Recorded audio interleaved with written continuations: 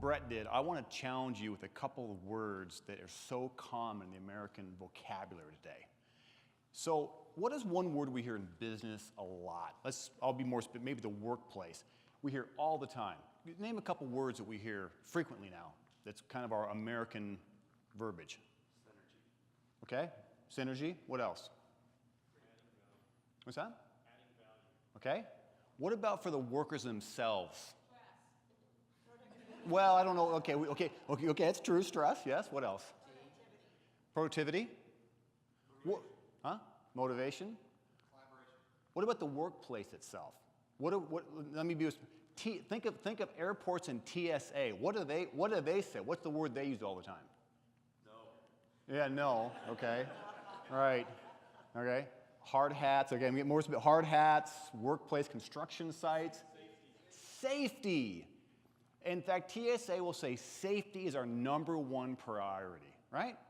And we hear that in so many companies. Safety is our #1 priority. And I want to challenge us all to think about that.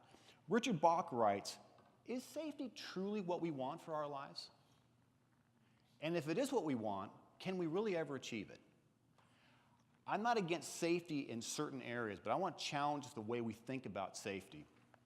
I can speak a little bit about safety. I've had a wide range of things in my life. And I'm captain in the Air Force, Captain David Valera, and I'll show you a couple pictures here just for fun, kind of make it fun. Oops. That's a self-portrait in the F-16.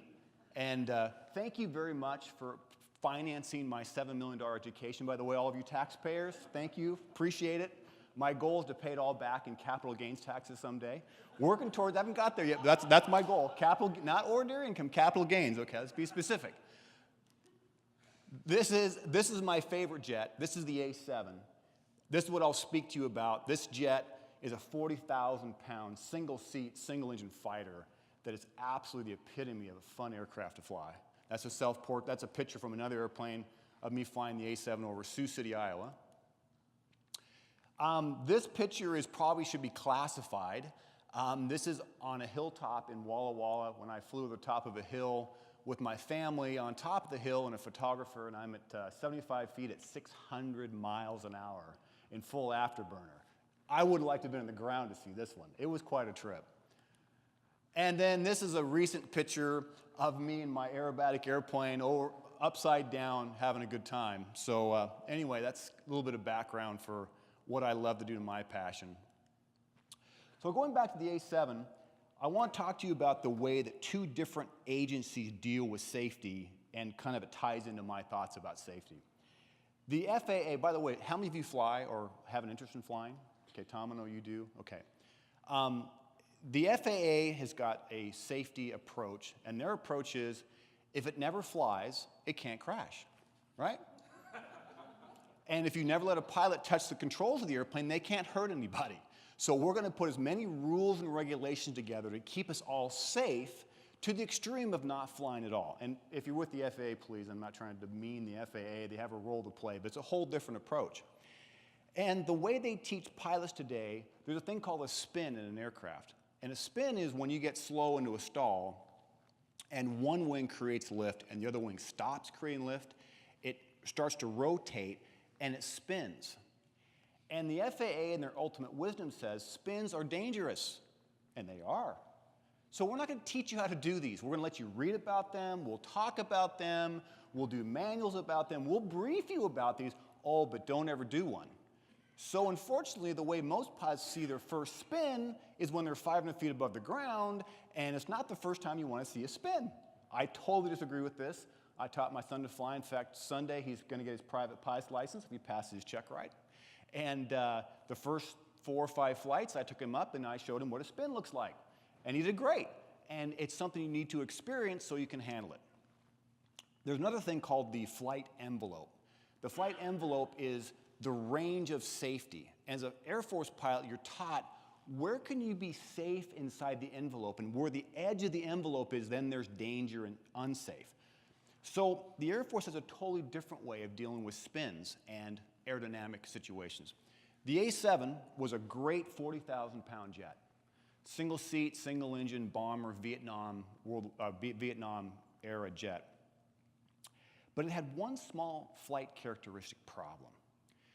When you would get slow and G up or pull back in the stick too much, it wouldn't stall, it didn't spin, it did something called departing controlled flight. Okay, that doesn't sound real good. I don't know about you guys, but departing controlled flight, not so good. What it means is if I had the jet right here in my hand and I pitched it, end over end over end over end, like a boomerang, that's controlled flight. It's no longer a flying machine. It's 40,000-pound mass flipping end over end over end, totally out of control. They tried aerodynamic fixes, they tried leading edge slats, they tried all these different fixes. They couldn't fix it. Well, we can't get rid of all these jets and people are dying doing this. So the Air Force approach is totally different than the FAA's approach. We're going to let you experience this for real, okay? So as an A7 pilot, you have about 7 or 8 flights under your belt. And if you notice it's single seat, single engine, there's no one else with you in the jet. They take you up. First of all, you do simulators, you do ground training, you do briefings, all the education you need to understand cerebrally what depart control flight's like. However, unlike the FAA, they're going to let you do it for real. So you go to 30,000 feet, and your instructor's about 2 feet away, long ways away, staying a long ways away, and brief, pull, pull, pull, pull, pull. You keep pulling the stick, and all of a sudden, boom, and it breaks loose. And it's literally so violent, it's end over end over end. And so what do you think the response is for that as a pilot? Tom Cruise, right? Fly it out, look cool, control the jet, right? What do you think, what's really the answer? Well, eject is an answer. That's an answer. Yes, that is definitely always an answer in the Air Force. But the taxpayers don't like just giving it back to you in pieces. They like it in one piece normally. We call it the smoke and hole syndrome. We give it back to the taxpayer in pieces. No, that's an option, but not the first option. No, you let go. And you grab the canopy rails and the bold face, which you don't have time to read the manual at this point in time, by the way. You better know this in your head. You hold on to the canopy rail and you wait. And it goes end over end over end over end for 10,000 feet vertical. And the nose goes whoosh, whoosh, whoosh, and it starts to fly straight down towards the ground. And assuming you have enough altitude, if you don't, you eject. You then, at 180 knots, no sooner than that, you begin to recover the jet. If you do it too soon, you redepart the jet. And the reason why they teach you this, and it's an incredible discipline, and Brett talked about this discipline, Tom talked about discipline. You've got to do what it tells you to do. A good friend of mine, unfortunately, was air-to-air combat, dogfighting. He was jinking, pulled too hard, departed the jet, 20,000 feet, no problem. Saw the cloud deck coming up at him, got a ground rush feeling, got on the controls too soon, redeparted the jet, went through the clouds, still had 5,000 feet, assumed the position, ejected out of the jet, unfortunately landed about 40 yards offshore on Lake Michigan, winds are blowing 40 knots, couldn't release his fittings from his parachute, and they never found his body. So this is real. They teach you these things because they're real. So you do this departure, not just once, but 3 times. So the Air Force always lets you kind of, the first time you're scared, the second 2 times you're really scared because you know how bad it's going to be, okay? That's the way they do it. But why do they do this? The reason why they do this is to expand your envelope. In fact, I would counter most of our thought today of safety. We live in such a small box, we're actually more dangerous because we've never expanded our envelope to think about what we really can do. How many people as leaders do we know of that we could say they're a great leader because they were safe? Does that come to mind to you? Doesn't come to mind for me. You're not a great leader because you're safe. You're not a great person or friend because you're safe and you're a pearl and you're all controlled and in the middle of this little safe envelope. No, I would challenge us to think about the fact that safety is not something we want to strive for. I'm not saying go hurt people or kill yourself. I'm not saying that.